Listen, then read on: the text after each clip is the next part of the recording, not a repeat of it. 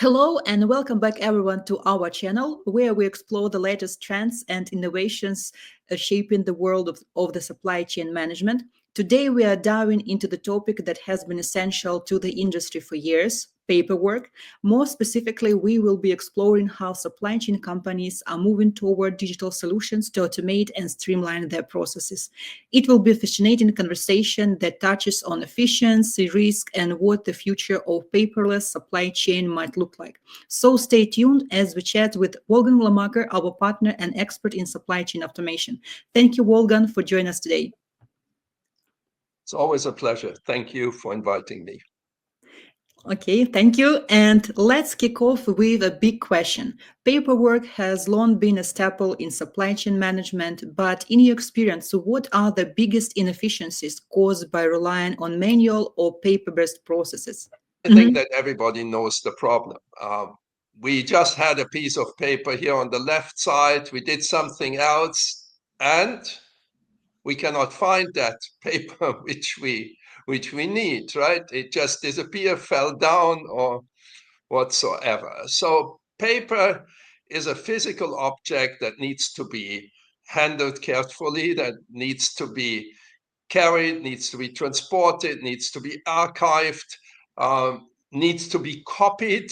Who knows that problem, right? We need a copy and then we don't have a photocopier. So now we make pictures. Yeah, but that's exactly the transition to the digital world. So or paperwork is heavy, is complicated, is difficult to manipulate, is can be destroyed, right? We get paper with coffee on it. Can be stolen, can be taken by the wrong person. Who has that experience, right? You give something to a driver which you shouldn't, he left, and then it's gone. And some paper cannot be reproduced, like letter of credit documents, right? Yeah. Once gone, forever gone, and with big consequences. Yes. So the paper, as much as it has helped our work, is very error prone and exposed to risks. That's true. That's true. And actually, I can completely agree with you here. And I believe that we can add here a little bit more that all the work with the manual based processes and also the paperwork, paper-based processes as well, they are really like slow down in the overall efficiency. And I believe they're also really huge possibility to mention the human error during the work, like manual as well as the paper-based. So that is why I believe like this kind of inefficiency can lead to like cost overruns or even some kind of customer dissatisfaction, even in some long run as well. So that's completely the point. Yeah. And now let's talk more about the flip side. Yeah. Digitalization. As more companies are moving toward digital solutions, there must be some risks involved. Yeah. And what are the risks associated with digitalizing the supply chain paperwork and how companies mitigate these challenges? Yeah, risk is a big word. Risk drives the thinking immediately towards cyber attacks and cyber crimes, cyber risks. That's one area. And the mitigation is the cybersecurity policies and approach across the entire organization. And there is probably hardly any pure non-digital business. So companies need to have this anyway. And then we can apply the same principles, the same mechanisms, the same committees or oversight uh, in the organization also to the paper. So all that cyber risk should be a well-known and well-mitigated risk, although 100% cyber security is just impossible from my Yeah. perspective. So we have to live with a certain level of risk, but that's the case in many areas of our lives. Then the next area of risk is, of course, the reliability of our system. And systems can be hardware or it can be software. Hardware can fail, hardware can be down. Uh, Again, in the supply chain and logistics industry, this is a well-known challenge, and many companies have backup solutions to um, avoid significant disruptions of operations. Then there is software. Software can be mal or badly designed. I think it's very clear that you have to select the right providers and have a very holistic approach to your entire IT and software landscape to avoid such problems. Also, in-house developments are a delicate area. We have seen a lot of companies that have kind of turbocharged their off-the-shelf or enterprise solutions, but this also needs to be updated with every update of the enterprise software. So there is a challenge there. Then there is the challenge around legacy systems, which are not Mhm. or were not built to handle high volume of data and electronic documents. Um, the world moves on. Uh, we are making progress every day. That might be a good moment for a system upgrade, implementing electronic documents. Then challenges are in the area of people. I spoke about the risks that are associated with paper. Similar risks are, in fact, associated with people. People can accidentally delete data, can make errors in filling fields, etc. But also, software is the solution. So, with AI in particular, you can easily detect errors in documents or in data sets. I prefer to talk about data sets uh, rather than electronic documents. Mhm. Uh, and this is much more difficult when you have paper. What is on paper uh, stays on paper and is usually not checked that much as you can constantly check electronic data sets. So these That's are some of the challenges that come with electronic documents, digitalization of paperwork or data sets. Yes, so definitely some valid points you just mentioned, and I can say that with so much sensitive data that are flowing through the systems, of course, like the security that you highlighted in the first place become like really critical and even more critical the every day. Yeah, but as you also said, in the long run, these kind of gains that we gain often overweigh these risks if we manage them properly. So that is why I agree with you, and also the other points that you were highlighting. This is the risks that the company need to mitigate and understand how to work with them better. Yeah. And switching gears a bit, small and medium-sized businesses often face resource constraints when it comes to implementing new technologies. For businesses that do not have the resources of the larger corporations, what are the first steps that they should take to automate their supply chain documentation without overwhelming their teams? I believe everything starts with understanding. Such an endeavor in an environment where resources are very limited requires that somebody has to start a thorough analysis on the entire topic. So there is a need for investing in knowledge and capacity building. That's where it all starts. And this should include then an overview of ideally how the digital enterprise should look like, And I'm specifically saying that I'm not advocating that a small business should just uh, go for the full blow and digitize the company, but you need the overview to understand where to start and also understand the economics, cost. Some tools are pretty economic, especially in the small and mid-sized enterprise category where requirements are different than in a billion-dollar company. So um, that means that a small company needs to start small. Larger companies should do the same, but maybe still on a different scale. So have an understanding about the landscape, have an understanding about the different areas where to digitize.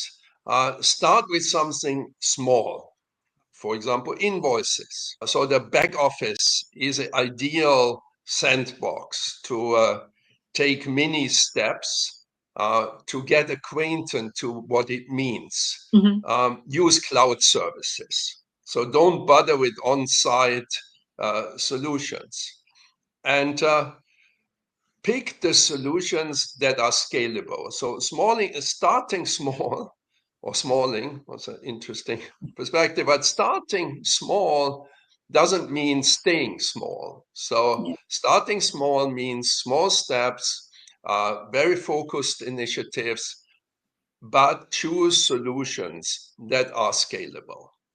Yeah, yeah, actually, completely agree. And I can say that it sounds like small wins are always crucial early on. And that is why you can just start with small and then expand and grow with this automation in a more like step by step approach. So that is why you won't be like overwhelming the teams and you won't be like, let's say, having like these kind of difficulties and risks that will be apparent through the steps as your business changes. So this is like always great approach to start with small and expand. And that's the point that the companies, I believe, should move on. And speaking about the next question that I have is more related between the relationships of the businesses and their supply chain partners. So how does automated paperwork affect the relationships with suppliers, carriers, customers? Is there potential for either positive or negative shifts in these relationships? This question is at the heart of the whole idea of digitalization. Digitalization was not meant to stay within our walls. It was meant to ease the collaboration, the exchanges, the working together with others. Yeah. And that points to the advantage. A data set transferred is the data set. It's not paper that has never arrived, right? I don't want to say that transportation companies and couriers are unreliable, but there are a lot of, let's say, ways to lose a document. So it should make things easier, more transparent, faster. It's instant. Data exchange is instant.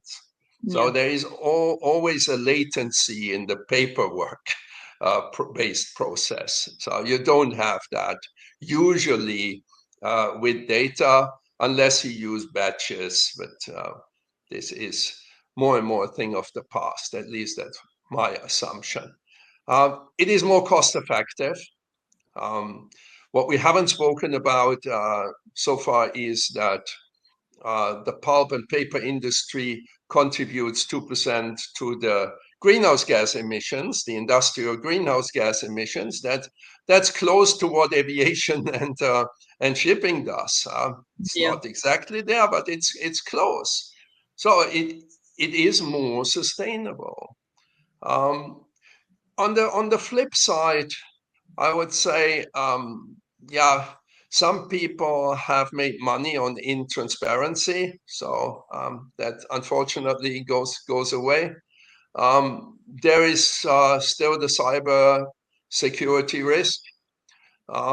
It also costs money. So for those that have little equipment, digital devices, need to buy them, upfront investments have to be put into the books. So that needs the business case. Mhm.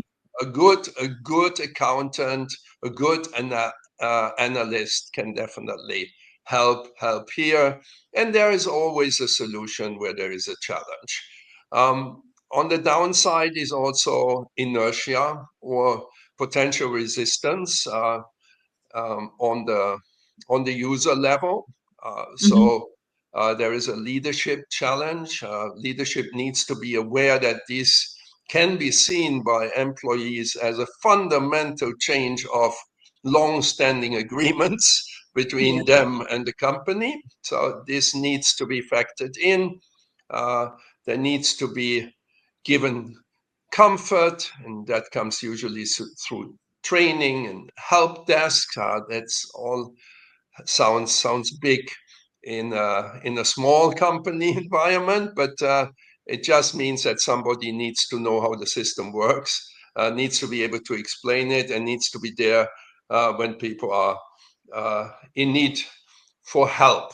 So these are some aspects which those that are considering going digital from the paperwork perspective need to think of. Yeah, yeah, yeah. So, and I completely agree with you that this kind of, let's say, digitalization really brings into the transparency, into the trust. And this is, I believe, like the key point and the key benefit of this approach and moving into this direction. Yeah. And actually, to wrap the things up, let's look in the future. Do you see completely paperless supply chain as a realistic goal, or will there always be this kind of hybrid approach? And why do you think that is? Yeah, considering that my first digitalization or digitalization uh, has been kicked off somewhere in the mid of the 1980s, I'm still a little bit moderately optimistic. We have seen 26 years ago the beginning of the digitalization of the bill of lading. In 2021, so 4 years ago, we had a breakthrough with MSC and Hapag-Lloyd and ONE Yeah. implementing it finally. We have a very good poster child example in aviation, where 80 to 90% of the transports are run on digital electronic airway bills. So Yeah. this is good. Um, there is also a regulation coming up people should pay attention to, especially in Europe, which is the EFTI, Electronic Freight Transport Information Mhm. Regulation, which comes into force 2027, Yeah, yeah. and which means that uh, every communication with respect to freight documents between the economic operators, that people, companies involved in transport, and governments have to start to be only in digital form. So that's in the heart of our discussion. And that also means that we need till 2027 develop EFTI platforms in Europe. There can be multiple platforms in every country, and there will be EFTI gates on the government side. So Mhm. this might pull us to a new level. However, fully automated, fully digitized supply chains from a paperwork perspective are not the reality of a near future. This because of regulation, of courts, and of preferences of some actors. So we will live for some foreseeable future in a hybrid world. Yeah. Got you, and completely agree. So that's like the perspective that I also see. And it's clear that the future, of course, will be leaning toward the digital, especially with the new regulations that are coming in Europe and I believe around the world as well. So, but still, I believe we will have this hybrid approach for some time around, as with the companies are still transitioning and adapting to these requirements. So thank you very much, Wolfgang. It's been a really fascinating conversation, and I am really happy that we discussed all these important points regarding the evolving landscape of the supply chain documentation and its automation. For all our listeners, thank you for joining us today. If you enjoyed today's episode, don't forget to subscribe and leave a review. We'll be back soon with more conversation about the future of supply chains. And until then, still efficient and keep moving forward.